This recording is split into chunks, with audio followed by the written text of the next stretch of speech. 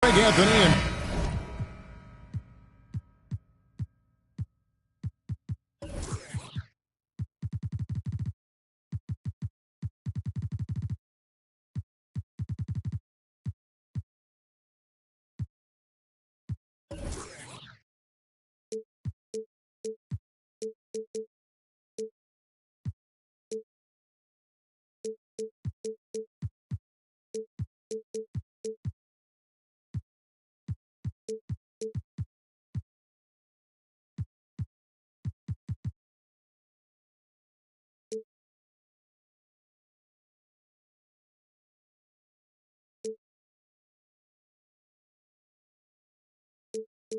Brent Barry. This is Kevin Harlan. We'll be hearing from David Aldridge on the sideline.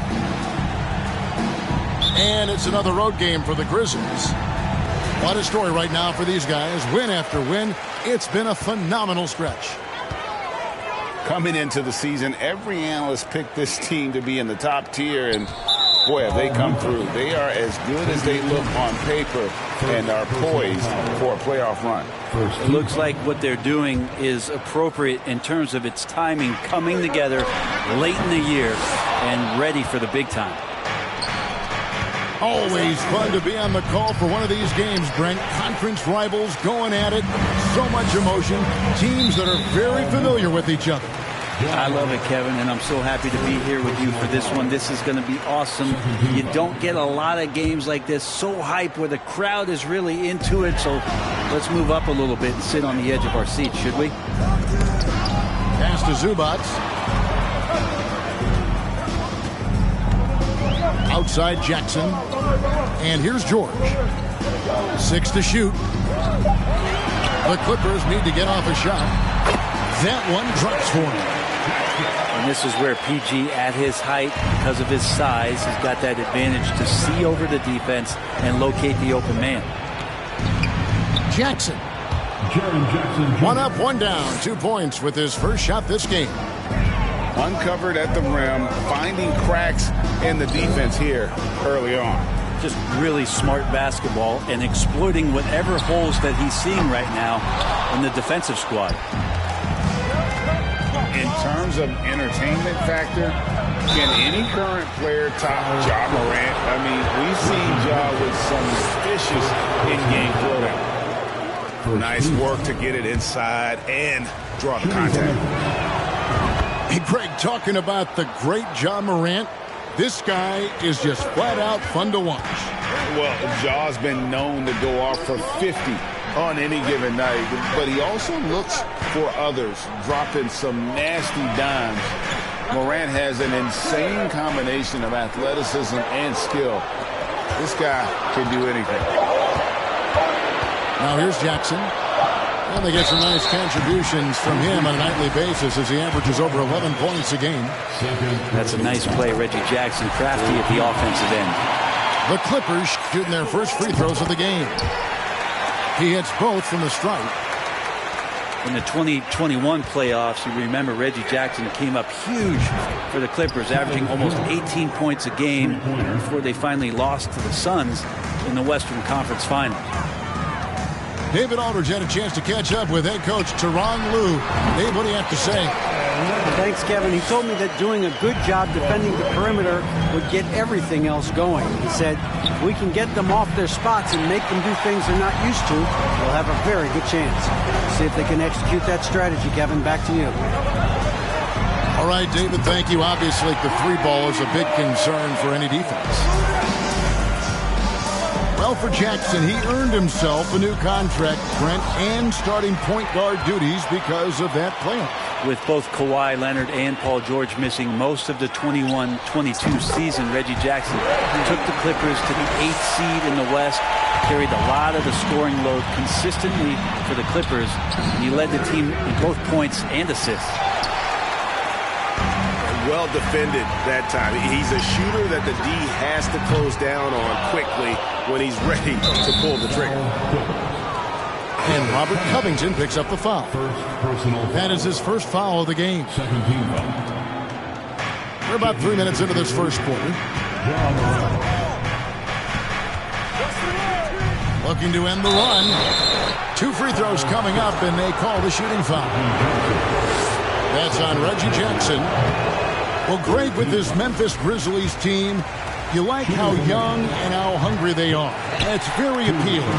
And these players have bought into the system. This is a selfless group that knows each other's strengths, and it's why they've seen so much success here of late. Oh, that was huge! Incredible.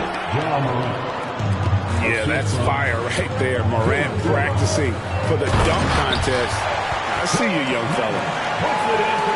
Gives the team such a great element having a one guard who can get to the 10.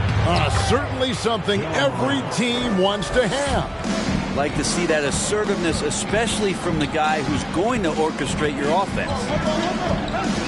Pass to man. Shoots it up. Rebounded by Jackson. D giving him that shot, and that's probably not a good idea, but I guess they knew what they were doing that time. And just so dynamic at that lead guard position. Morant there just stuffs it. Good ball movement here by the Clippers.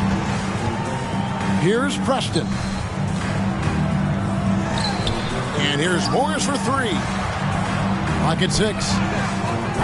And it's off from three-point range. We'll see if they want to trade 2 for 1 here.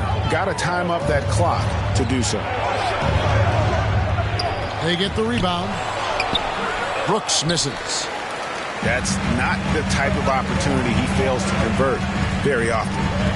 To the paint. Batum. And the rejection by Jackson. This is his second trip to the free throw line. And he didn't do him any favors in their last game. His performance at the line was porous. At the line for the Grizzlies, Ja Morant. At the foul line for 1. The Grizzlies trail by 3. Payne for 3. Powell pulls it in. Pass to Batum. Knocked away. Here's Aldama. You know what? Tried to step in and cut him off, but just didn't get there quick enough. First trip to the free throw line for him in this one. Shooting for Memphis. Probably a little draft in the arena tonight. He's the last guy you expect to miss the mark by that much. Reggie Jackson firing on all cylinders for the Clippers. He finishes with 9 points in the quarter. The Grizzlies. And close game underway so far. We'll see if either of these teams can jump out in the second quarter. Guys, what's your take on the Clippers so far? In that first period, they showed a willingness to make the extra pass. There's so much unselfish play out there. The coaching staff has to be thrilled with that. You know, you appreciate Zubac's focus on close-range looks as a big man. Well, Zubac's one of those big centers that's burly and tough and rugged on the inside. And while other bigs are searching that three-point line out, Zubac's looking to get deep into the paint. You look at his shooting percentages over the past couple seasons, up around 60%. That's good shot selection and great consistency. Quick off the floor and powerful. Clark loves to attack that rim. Kicks it out to Leonard. Lets it go with a 3. Outside, George.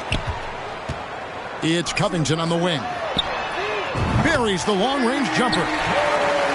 Covington's got his first bucket of the game, and he's on the board for 3. Beautiful stroke off the catch and shoot from Robert Covington that time. Back to Jones. And it's out of bounds. Last touch by Jones. Substitution on the floor. Here's Jackson. 7-point game, the biggest lead in the game. Outside Leonard. Over Jackson. And the dunk by Zubac. You love how Kawhi has developed this part of his game, just able to find teammates and rack up assists. Morant with it. George picks him up. And the rejection by Zubac. To the wing on the left. Back to George. Pass to Jackson. Down low. Here's Leonard. Over in the corner, Zubac. And too much time in the lane. They get called for the 3-second violation. Checking into the Grizzlies, John Conchar.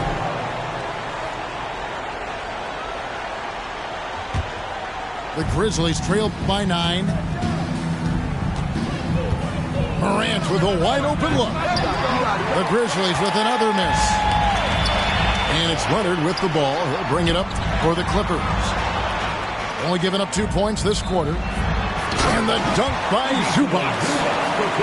And he got a good look at the hands of Covington. And since 1999, the Clippers and the Lakers have shared their downtown LA arena, the only NBA teams to split a venue, but that's going to change soon. And he can do a lot more damage to the rim than that when he wants to. Oh, you're right. Oh, and with the lead they're enjoying, I'm surprised he didn't put a little something extra on that one. It's Covington on the wing. Pass to Leonard. It's a nice passing here by Los Angeles. Hits the three-point bomb.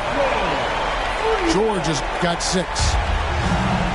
The Clippers broke ground on their new arena, set to open in Inglewood in 2024. I've seen the footprint. You fly right into LAX, and you see it every time. It's going to be beautiful. And that'll be huge for the Clips. If they're trying to create their own identity in Southern California, having a venue just for the Clippers will help. To the middle. Outside Leonard. Just 5 to shoot. Jackson with it. Guarded now by Jackson. Count the basket. Covington's got his second bucket of the night. The ball movement on this run has been fantastic and is a big part of why they've been able to get these good looks. Pass to Conchar. Morant outside. Back to Brooks. To the inside. Out to Morant. Trying to get something going. And no good. The Clippers go the other way with it. They couldn't put the pieces together, losing the last matchup with the Lakers. Well, in that one, you could pretty much see the writing on the wall. Their performance was lackluster at best. Yeah, and they didn't get blown out in that game, but it felt deflating, and it felt like they got crushed. And they could not get anything going, no matter who they had out on the court. Conchar can't get it to go. And they've got to